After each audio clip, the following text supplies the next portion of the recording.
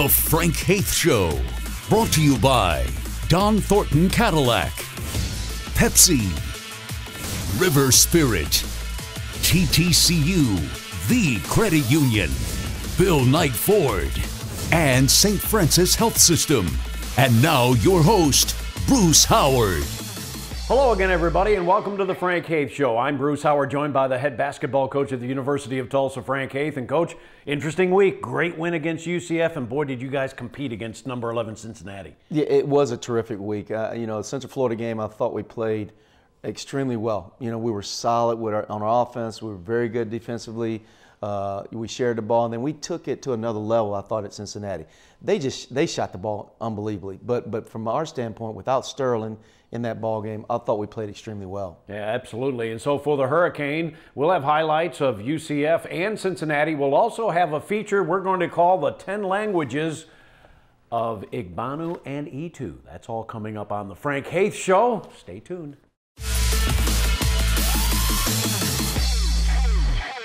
As we rejoin you on the Frank Haith Show, Coach, you're taking on UCF and a chance to solidify fourth place in the American Athletic Conference. Yeah, they're right behind us, and one game, so it was an important game, and they've been playing really well too. So, but we knew that it would give us a little bit of separation here down the stretch, and so our guys had good focus going into this ball game. Absolutely, and it is a tiebreaker game because it's the only game between Tulsa and UCF, and so the Hurricane at home with an opportunity again to solidify that placing in fourth. As you see the record there, TU 9-5 and UCF just one game behind at 8-6 in the standings. And now here in the early going, you're on offense.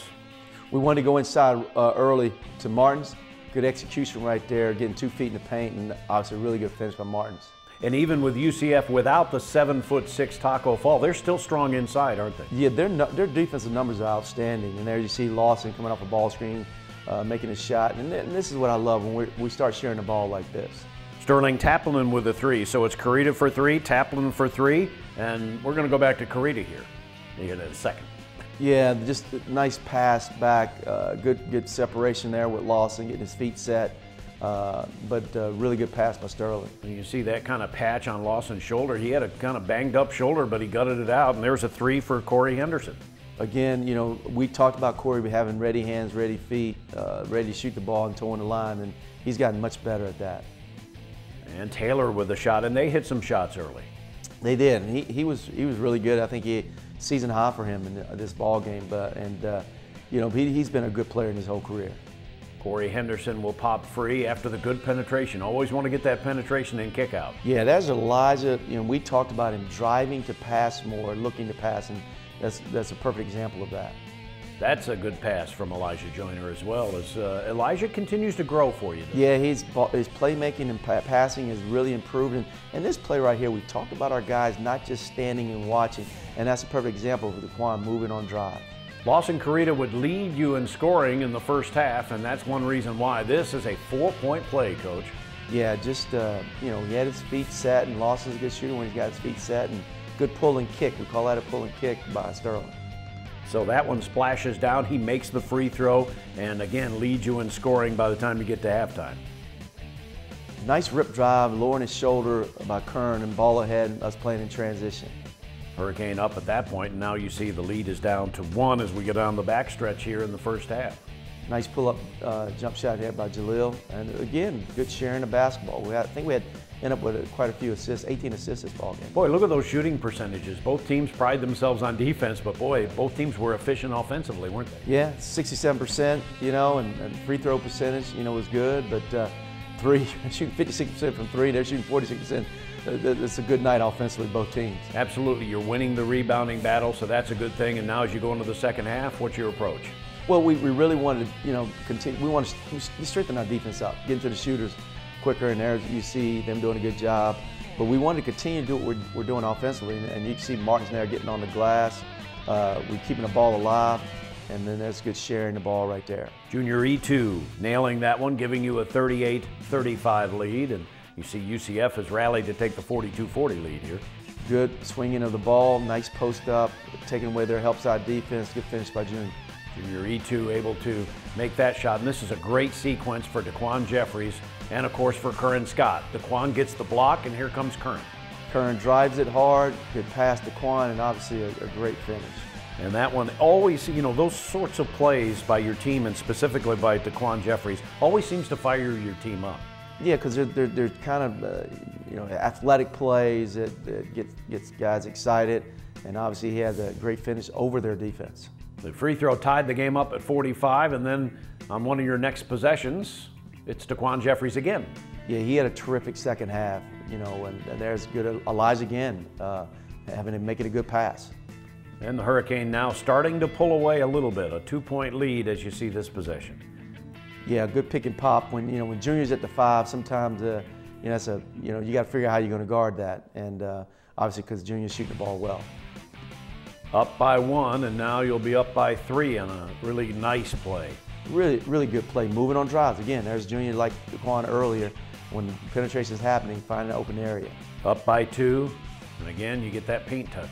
Yeah, heck of a catch by DeQuan there and finish, but Tap getting in that, talking about paint touches there. And Sterling Taplin will eventually get the ball, and I'm sorry, that's the DeQuan Jeffries shot, miss, and follow, which was nice. Shot, which was nice, and a really good finish. Giving Tulsa a 6-point lead at that point, and as you can see, you've inched it up to 8, and a chance to kind of put the hammer down here.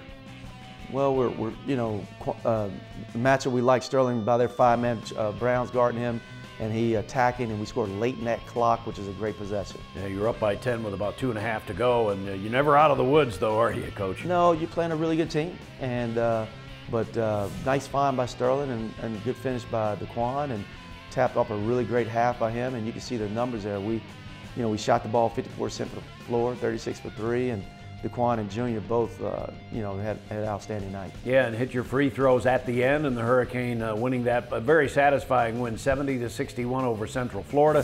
And as we mentioned, kind of solidifying things for 4th place. But overall, really good performance by your guys against a good team. Yeah, and I thought our defense, obviously, you saw their numbers in the first half, was much better in the second half. But overall, it was a great performance by our team. In a moment, we'll be back and talk about Tulsa's trip to Cincinnati. That's next. Down low inside, and here's the pass, the shot inside by Uvidas, blocked by TU's Jeffries. Now to Scott. Scott drives in, passes it underneath, and a one-hand slam dunk by DeQuan Jeffries off the great assist by Scott. And he got fouled, count the basket. Uvidas with his 3rd. Those two kids look like they may have played together before, Bruce. Yes, sir.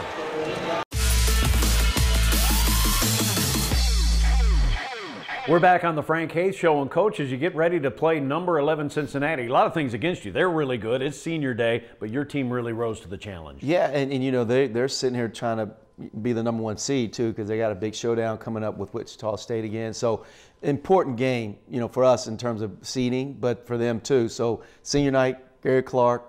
A lot of stuff going on in that ball game. Yeah, they had lost only once at home at Northern Kentucky, and again, we joined the highlights from Northern Kentucky University, which is in Highland Heights, Kentucky, which is where Cincinnati is playing this year as a result of their renovation going on. So they've kind of had a home away from home and played very well there. Early on, you have Elijah Joyner making shots for you, and it's important to point out that Sterling Taplin injured his ankle and is not playing in this game. Yeah, and going to this game, I thought Elijah was absolutely, you see 2 plays back-to-back. The shot he makes, now the penetration pass to Junior, top of the key. Got off to a great start, and he was really, really good in his ball game. And it's interesting, here's another long bomb for the Hurricane that misses, but the rebound by Junior E2, and the Hurricane scoring on that one. But to me, what was interesting was both teams shot the ball so very well, and both teams played good defense. We did, and we didn't turn it over. It was kind of a clean game, not a lot of turnovers, but everybody shoot the ball well. And they're a team, I think, number 1 or 2 in the country from a defensive points per possession. And but we're doing it, Elijah again, driving the ball, squeezing defense, and finding the open man. Jaleel Wheeler hitting the 3, only his 2nd of the year, but he knocked it down. And this is something that maybe Cincinnati wasn't expecting. A guy coming from nowhere, and it's Jeffries with, I think, 3 or 4 block shots in the game. Yeah, and he's gotten more comfortable doing that, being a help side guy and making plays like that. And we haven't seen many of those off the bounce 3s by DeQuan, but he had just made one before that, and really had good rhythm in that shot. And you can see that Cincinnati has the lead, but you get a little bit of a secondary break, and it opens up Corita. and he knocks it in for you to tie the game. Such a good play by, Gino right there, finding Lawson. Yeah, got some good minutes from Gino Artison, and there's a basket by Trevor Morris, which gave them a 6-point lead, but you battle back here toward the end of the half. A good finish to the half, wasn't it? Yeah, and to the point I felt, Cincinnati was changing defenses. They had their matchup zone, they had reg straight zone, they ran some man-to-man, and I thought our guys handled all that very well. Good drive here. Yeah, and Corey has that in his game. We're encouraging him to do more of that, straight line drives or just attacking. I think he gets hit here a couple times, but he does a great job finishing it. Yeah. That was an and one that wasn't called, obviously, and for Corey, it's great to shot fake out there because they're going to run at him a lot, aren't they? Absolutely. Nice execution of play here, but we wanted to get the ball inside here late in the half, and I think we get 2 in a row right to Martins, and he has great finish in the paint. Nice job over the long and lengthy Cincinnati defense. So a couple of baskets by Igbanu, and all of a sudden you're even, and now a chance to take the lead. Yeah, good drive there by Martins, and he makes 1 of 2 right here. And then there we are with a 3-point lead at the half. Yeah, and there was a technical foul in there, so you had 4 free throws. You made 3 of the 4. You take the lead. You got to feel really good about what you're doing. But look at those 3-point shooting percentages for both teams, huh? Yeah, both teams, shot it well from the floor and from 3. Just a really good half, both teams in terms of shooting the basketball. Yeah, taking care of the basketball well. Hurricane had low turnovers in the first half, and now we start in the second half, and you got off to a good start in the second half. We did. Another junior pick and pop, got a little separation right there, they were super on their game offensively too, and there they are in transition. The kid Broom came off the bench, had an outstanding game for them. Yeah, at one point you had a 54-46 lead, your largest at 8, and you knew these guys were going to make a run. Yeah, they're a veteran team with great seniors, and obviously having an outstanding year. But we fought hard. We were right back in the game, cut it back to 6 on a post-up play, and they were after a run they had with Martins there. We were still in a good place. Yeah, I was going to say, a really good reaction by your team after they gave you the blow that you knew they were going to. And right here, we're down 13, but we hit a couple of shots here, get back to 6. I think we cut it back down to a 6-point lead and with the ball. Yeah, this one will be a 3-pointer for you that knocks it down to 7. And as you mentioned, you did get it down to 6 on a couple of occasions. And Curran Scott continues to develop. Yeah, he's really getting better and better. And as you can see, we cooled off shooting a little bit there in the second half, but we still shot 46% and 47% for 3. And I think those numbers are something that are hard to get against Cincinnati. But they just shot the ball extremely well too, and they had a lot of guys perform. Cumberland and Clark in the second half was outstanding. And obviously it gives you some confidence that if you have to play them again, you can play them chest to chest, right? Well, and you didn't have Sterling in the ball game. So, I think our team is in a good place right now. So we like where we're at, and it's going to be important coming up this week. Absolutely. In a moment, we'll be back with our feature segment on The Frank Haith Show. We welcome you back to the Frank Haith Show, and on the Don Thornton Cadillac feature segment, we're going to talk about languages. You and I just have the problem with the one, English, right? Yeah, I mean, we struggle enough with that, right? That's all I know, and I'm not very good at it. So at times, but we got a couple guys on our team that have a bunch of languages they know. Absolutely. Junior E2 knows 6 languages. Martins Igbanu 4. So this feature is called the 10 languages of E2 and Igbanu. Hello, hola, bonjour, mbote, wafaso, ni hao. I'm Junior E2 and I speak 6 languages. Hello, bawani, how far, kedu. I'm Martins Igbanu and I speak 4 languages. Junior E2, senior forward from the Republic of Congo, and Martins Igbanu, sophomore forward from Nigeria, can speak 10 languages between them. The first language they learned? My first language that I learned how to speak was Pidgin, because that was a common language spoken in the house and in the city I grew up in.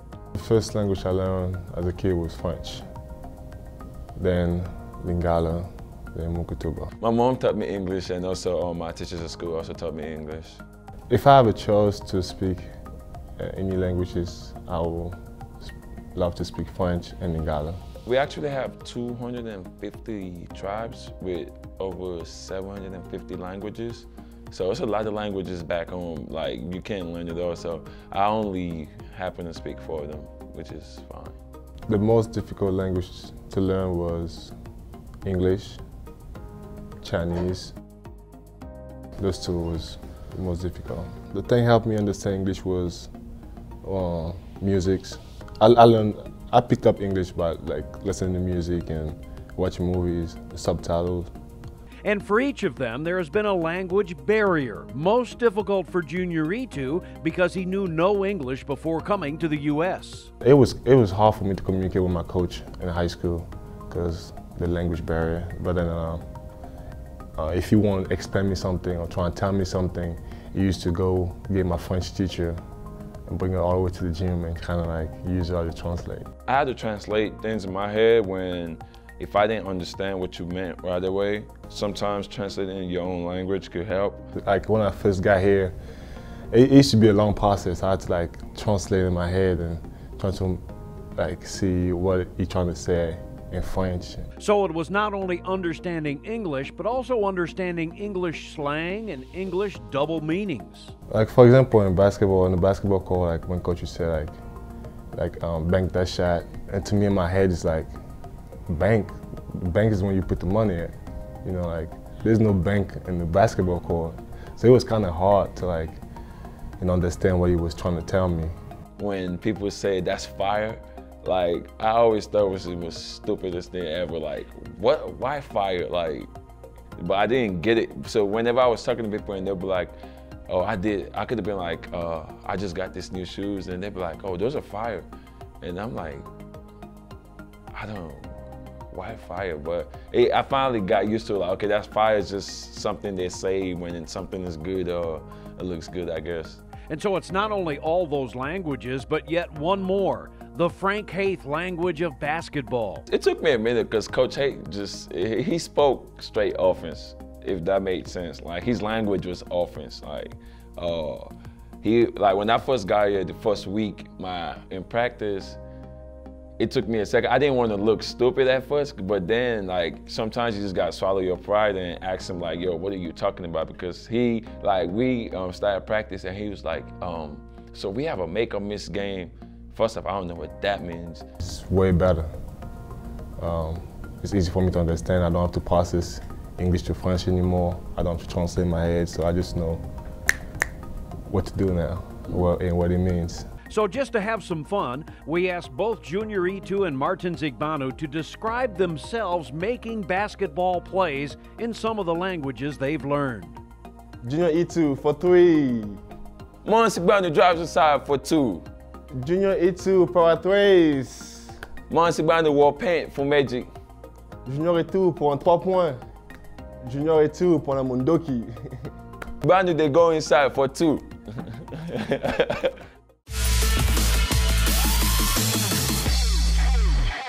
We're back on the Frank Haith Show, and as the horse racing guy used to say, it's down the backstretch in the season. And we take a look at the standings, Coach, and you're 1 game on Memphis, 1 game up on Memphis with 2 to play. But I know you're just thinking about Thursday against East Carolina, right? Yeah, and that we control our own destiny. So that's this time of year, that's all you want.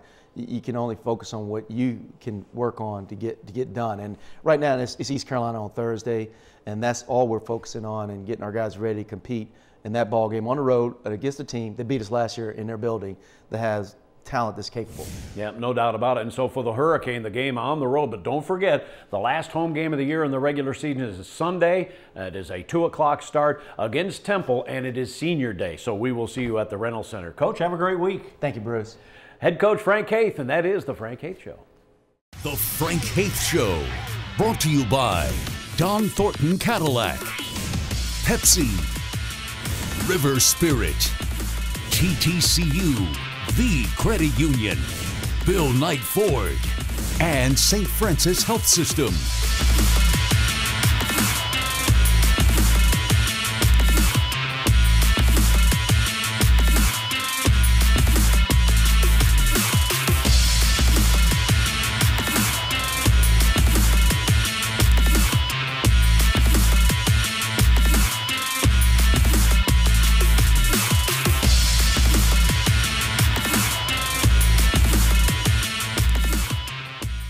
The Frank Haith Show has been a presentation of Golden Hurricane Sports Properties and a Kane Vision production.